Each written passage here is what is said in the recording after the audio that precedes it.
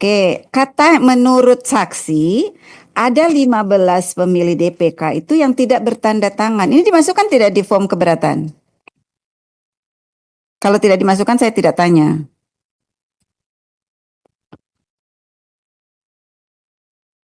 TPS 4. Ada di form keberatan yang mulia. Ada yang mulia.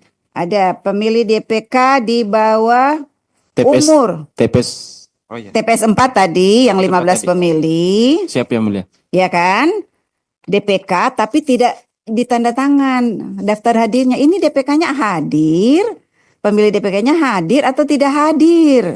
Kan absen itu, daftar hadir itu kan dokumen untuk mengkonfirmasi kebenaran kehadiran pemilih.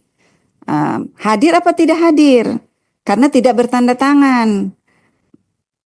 Coba, siapa yang bisa menerangkan?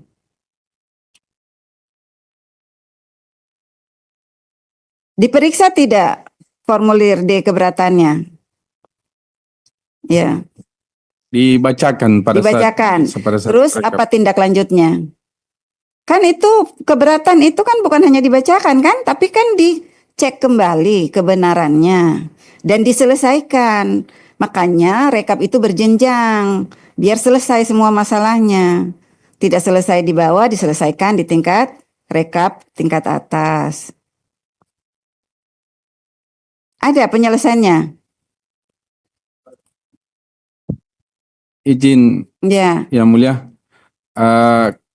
pada saat itu dibacakan yang mulia. Iya, tapi penyelesaiannya? Penyelesaiannya dikonfirmasi kembali pada saat itu. Apakah sudah dilaporkan atau tidak dan sudah? Ya, teman-teman menyelesaikannya dengan cara apa?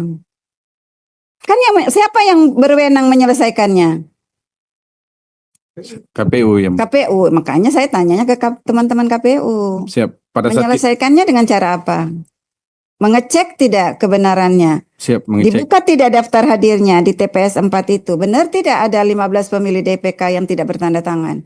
Benar nggak? Pada saat itu dikonfirmasi, memang ada yang centang di daftar hadir, ada yang inisial di daftar hadir.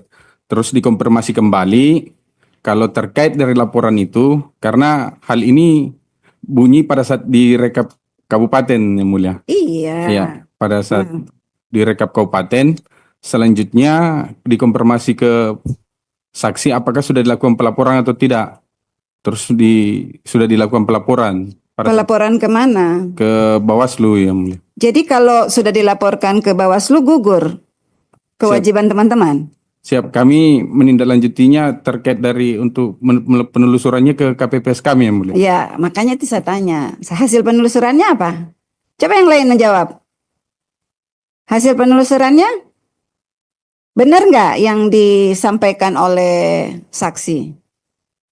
Bisa Benar. disampaikan mungkin hasil penelusurannya. Ya. Untuk rekomendasi etik di Bangkala.